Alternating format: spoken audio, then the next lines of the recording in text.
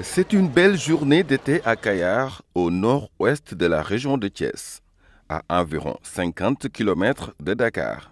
Ici, la pêche artisanale constitue la mamelle nourricière. Elle est une affaire de génération, mais aussi de survie. Pourtant, Kayar bat le record de candidats à l'immigration clandestine. Sur le quai de pêche, sous ses hangars, la mésaventure des derniers candidats à l'immigration est le sujet qui anime les discussions. Maguette Ka est pêcheur et chef de quartier. Pourtant, il a eu à tenter l'expérience. La première pirogue arrêtée à Kayar pour faire passer des migrants clandestins m'appartenait. On m'a arrêté durant 4 mois, saisi ma pirogue et l'argent que j'avais encaissé. Depuis lors, j'ai tourné cette page de trafic et je ne le conseille à personne, ni même mon enfant. Pour aller en Europe, mieux vaut prendre l'avion. Baye Diop est aussi pêcheur. Il est polygame et père de 9 enfants, nous dit-il.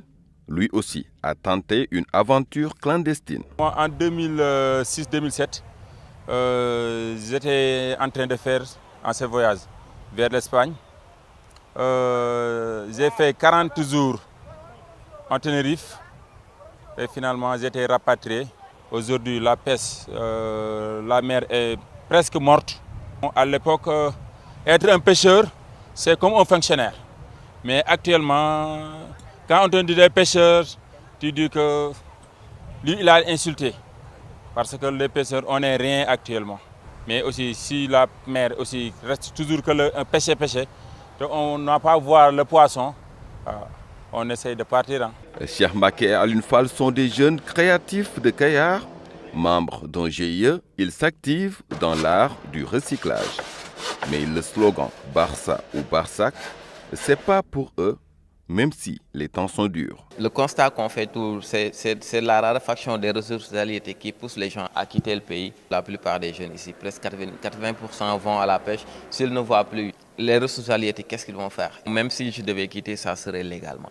Actuellement, on a vu que l'agriculture commence à prendre de l'ampleur ici même, avec la production des pommes de terre que Kayar donne chaque année 50% de la production.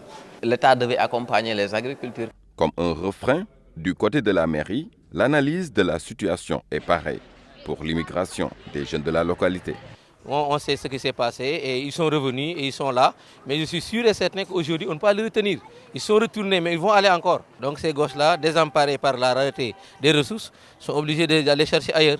Et compte tenu vraiment de ce qui se passe ailleurs et des gens qui sont partis et qui reviennent avec souvent de gros moyens, ça pousse et ça tente les gosses. La commune de Kayar est une petite commune. Bon, qui n'a pas les ressources vraiment nécessaires pour pouvoir maintenant installer une politique. Ça, je pense que c'est l'État qui doit réagir. Une fin d'après-midi sur la plage de Kayar, à l'heure où les pirogues débarquent. L'ambiance n'est plus comme à l'époque, tellement le poisson se raréfie à cause du départ des jeunes et on est loin de se douter du nombre de jeunes attirés par les sirènes de l'Occident. Comment stopper cet épiphénomène? Si la question tarde à trouver une réponse, une chose est sûre. Les autorités ont du pain sur la planche.